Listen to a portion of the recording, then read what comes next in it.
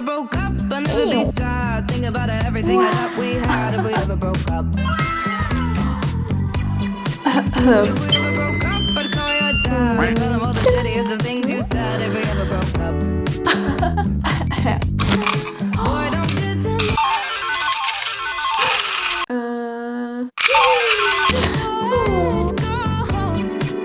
If we ever broke up, I'd never be sad. Think about everything that we had if we ever broke up.